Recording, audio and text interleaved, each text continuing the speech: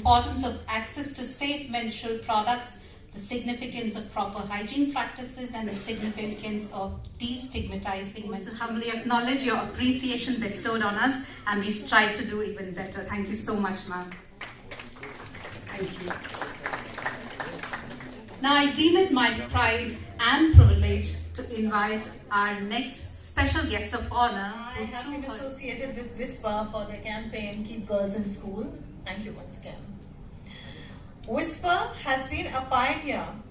They have been working for the last 30 years, driving menstrual education, distributing free sanitary pads, and debunking period-related myths and taboos. They have educated and given pads to more than 10 crore girls and mothers in India. 10 crore. And that is no mean feat by far. We have come a long way since then, but there is still a long way to go ahead. A long journey. As even today, 1 out of 5 girls drop out of school due to lack of menstrual education and period products. Sad. In fact, I was shocked to know that 71% of girls do not know about periods the first time they get it. I am seriously shocked. It's time to break this barrier and create an environment where every girl can reach her full potential unhindered by her menstrual cycle. Education, of course, is the most crucial weapon that we will be using in this battle for change. We need comprehensive and inclusive menstrual health education in schools, in educational institutions, starting from a very young age. I must once again thank Whisper and UNESCO for the introduction of these 5 amazing modules, groundbreaking techniques, teaching learning modules on 5 thematic areas for teachers and educators, young adults, persons with disabilities, on gender and on nutrition. Wow. That's quite extensive. That's quite extensive. These modules are exhaustive and highly inclusive. As a society, we need to invest in providing awareness of menstrual hygiene, access to safe sanitary products. That's the least, no? I mean, like, pads, every woman has a right to them. And acceptance of periods as healthy biological process and not one shrouded by myths and taboos. Mandir nahi jana hai, kitchen mein nahi jana hai, aur prasad ko haath nahi lagana hai. No, I don't believe in them. My mother thankfully didn't believe in this. And I hope whoever I get in touch with in the future, I hope to not make them believe in this too. Governments, NGOs, and private organizations must collaborate to ensure that these products reach the most marginalized communities, including low-income areas and rural regions. So, let us all stand together in solidarity as women, as men, as all genders, and commit to spreading awareness about menstrual hygiene and health. Let us advocate for policies that ensure access to sanitary products, facilities, and education for all. I urge every one of you present here to extend support to get these modules in school curriculums that are available for free access online. Wow, okay. I'm amazed at the work Whisper is doing. What do you all think? Can I have a shout out for Whisper and for UNESCO from here? That sounds good. I promise on my part to share menstrual education with everybody, with all people that I come across, and try and normalize periods to debunk the taboos that we have, the mindsets that we have. So let us create a world where menstruation is not a burden, but a celebration of womanhood, where every woman can embrace her period with pride and dignity. Thank you so much, Jay. I was born a male, I transformed to a female. I was behaving feminine, I wanted to be a woman. And what is this women all about? Women means have vagina, have breast, have periods, satisfy a man sexually, be patient, be quiet, don't question the authority. I wanted to experience woman.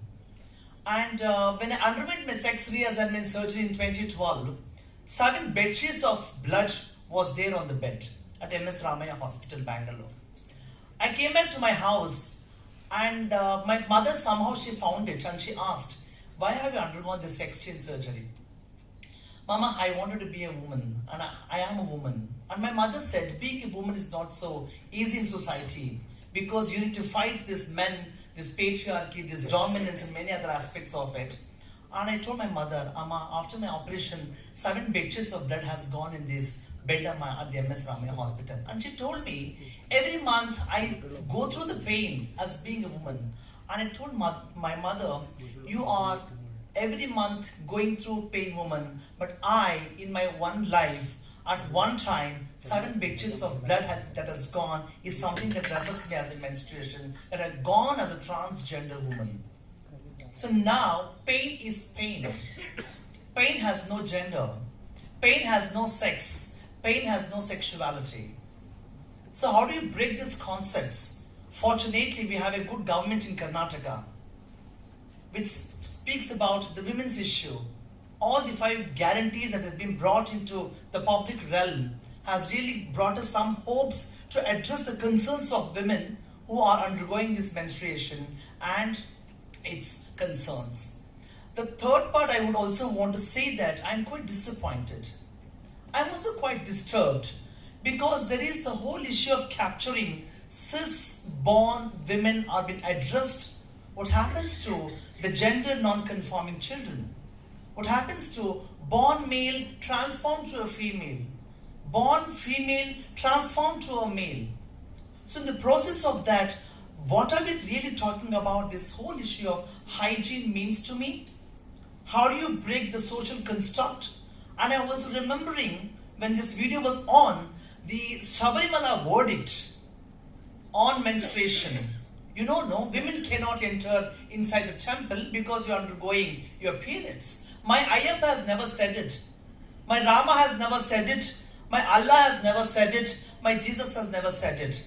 But why this men domination is interpreting in such manner that is something fine and this is not fine? If so, who are you to say that?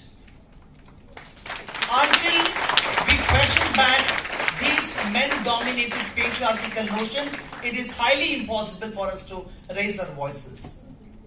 I recently remember that the whole country is debating and discussing about equality. Equality means on marriage equality, on people's existence, on sexualities and gender. And I want to thank Mr. Narayan Prasad for having me here and for sending me to Amma there. I think people coming from such broad perspectives and thoughts and thinking stuff has really ensured that we want to live for more than 100 years and plus. And what is all about? As a community, as an intersex person born, as a transgender person, or as a lesbian, gay, bisexual, transgender, Jogappa, Madladi, Shivshakti, Jogta, Akwa, Nirvan, Satla, Panti Satla, many diverse of identities that we all come under. Where is my society to understand this existence of diversity of identities? That really concerns me a lot. So in this process, I want to thank the Supreme Court of India. In 2014, it has recognized transgender community as equal citizens before Constitution of India.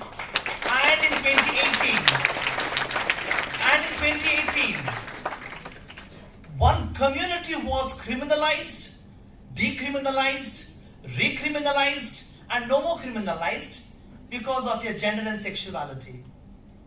So, how do you bring this discourse to the public realm is my concern today. I think people say that this is something called westernized notion.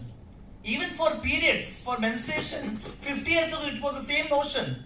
You're not supposed to speak this in public space. Even the word sex, 3-letter, one beautiful word. What is sex? Sex is an art. It's an art.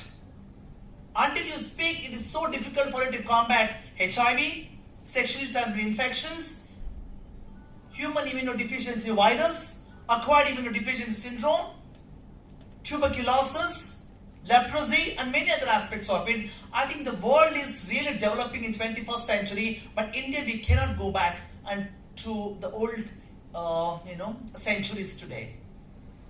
But the concern that really arises is that how can a system of justice, how can a system of political movement, how can a system of medicalization process, without we understanding the depth and the width of the Harry Benjamin protocol or the Yogi Karta principles, and there are so many other medicalization process as policies. Policies just live on paper, it is not been practiced yet. And my mother was telling to my sister, hey, muttagidya, devasthanakku devar manege hogbeda kane anta. Same thing that also she told me, hey, ninu snana madilla, ninu idu madilla, devasthanakku hogbeda. Then I told my mother, Amma, I am the goddess. Why is it not to go inside? I just broke this, the so-called notion there. Devaru, what is Devaru when I am the Devaru? What is Devate when I am the Devate? So we should love ourselves. Love my each and every part of my body. That means you are there to speak for others. Otherwise you are not going to do so. So that's what I say. Please build our self-confidence, self-respect, self-love, self-equality. That's so we can change any society. Thank you, Amrita.